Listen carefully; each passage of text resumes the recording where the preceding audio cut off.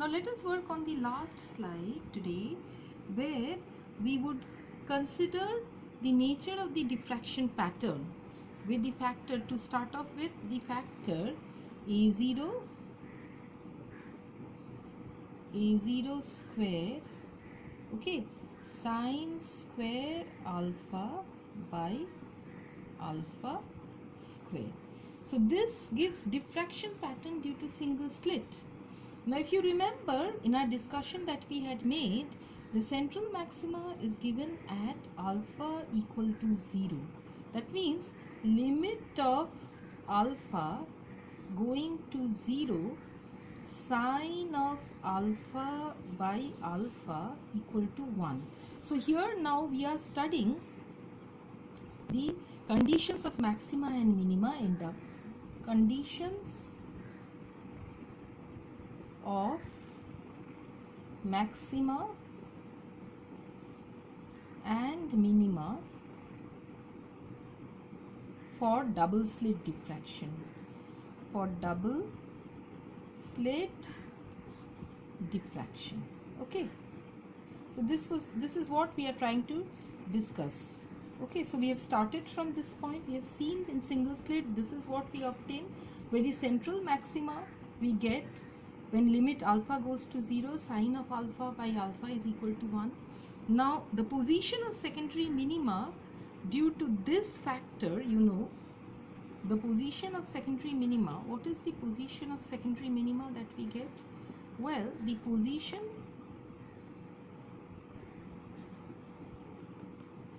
of secondary minima, what is it? How do we get? If alpha is equal to, if you remember we did it, plus minus n pi. So if this is the position of secondary minima, then we get it for alpha equal to plus minus n pi. Now, well, then it means what?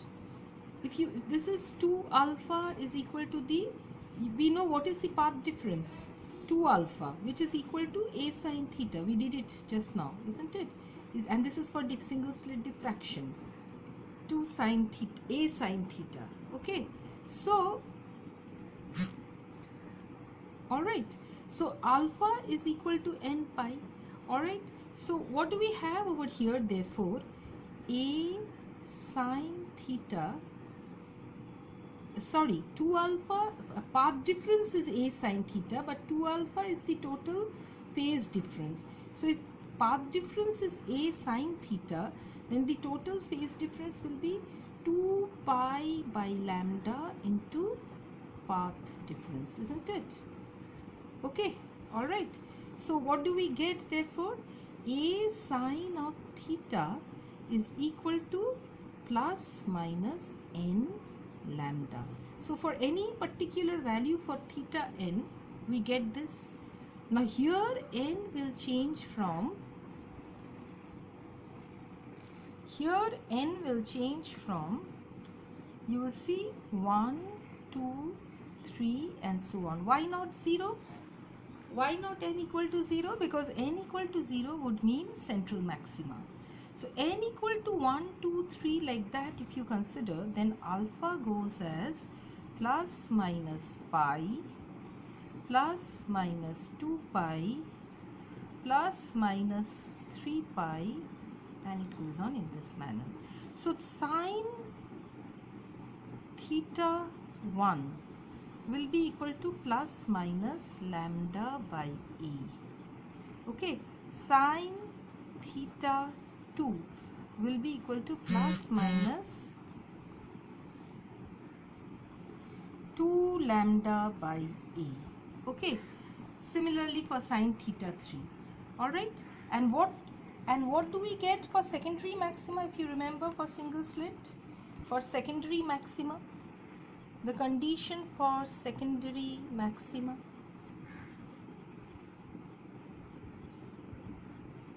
the condition for secondary maxima will be what?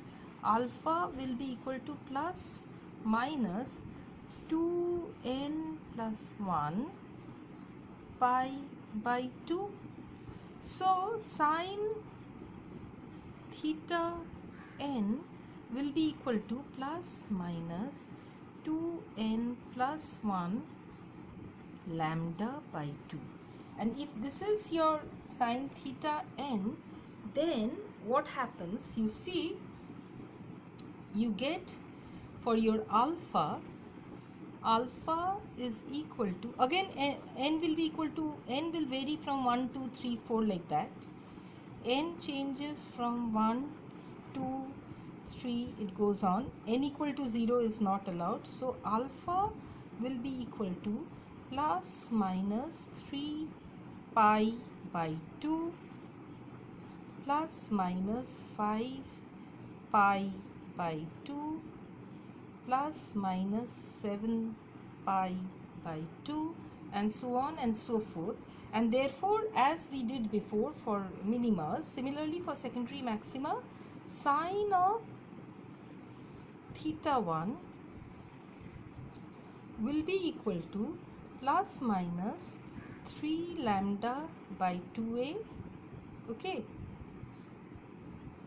sine theta 2 will be equal to plus minus 5 lambda by 2a, and so on and so forth.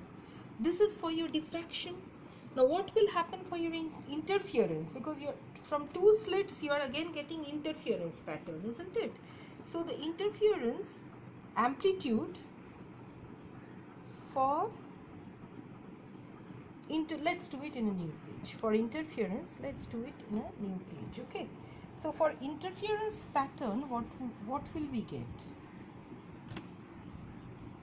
See, for interference,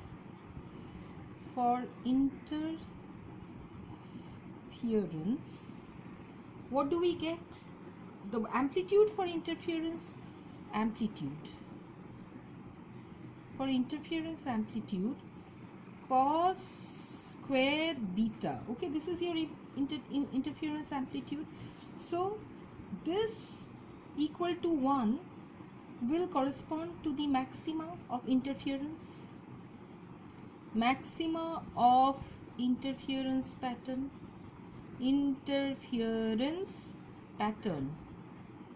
Maxima of interference pattern. Okay, this will happen at beta equal to plus minus n pi.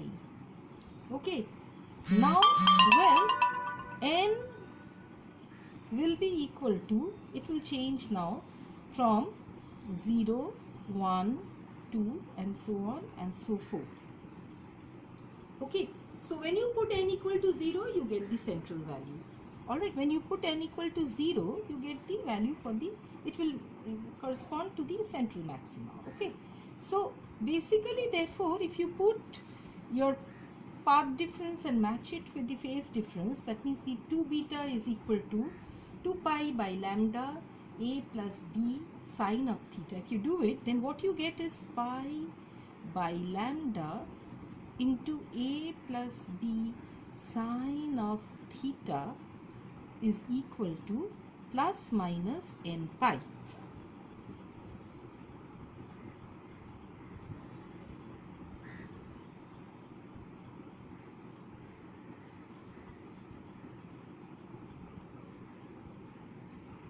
Plus minus n pi. Okay, so what you get over here basically is that a plus b sine of theta is equal to n lambda. Okay, so if you putting n equal to 1, 2, 3, okay, you can find out the values of the maxima. Okay, we get the maxima.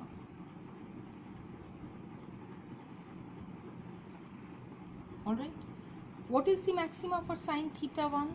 Sine theta 1 is equal to plus minus lambda by a plus b. Sine theta 2 is equal to plus minus 2 lambda by a plus b. Sine theta 3 is equal to plus minus 3 lambda by a plus b. Okay, so this goes on for other values of sine. Now how do you get the central maxima? Is obtained, as I told you, at theta equal to 0. All right, when n is equal to 0.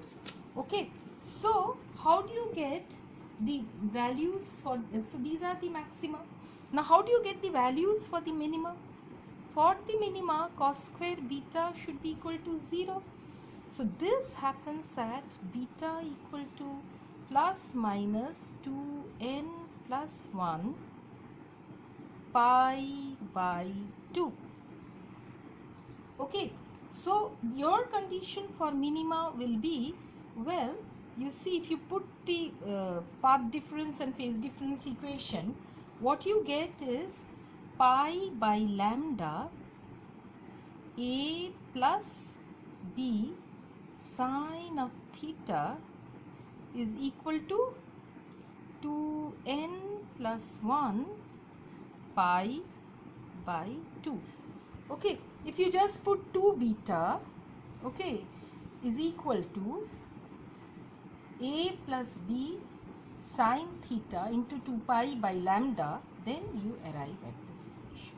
Okay, so what you get for minima over here therefore is that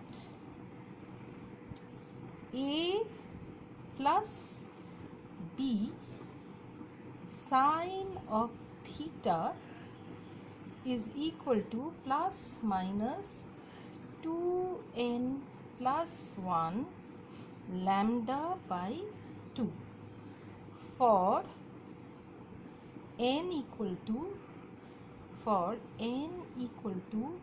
1, 2, 3, like that. So what do you get for sine theta 1? Sine theta 1 is equal to plus minus 3 lambda by 2 into a plus b, and sine theta 2 is equal to plus minus 5 lambda by 2 into a plus b. Okay, so if you just take the difference between sine theta 1 and theta 2 and theta 1, suppose you do sine of theta 2 minus sine of theta 1, what do you get? Plus minus lambda by a plus b.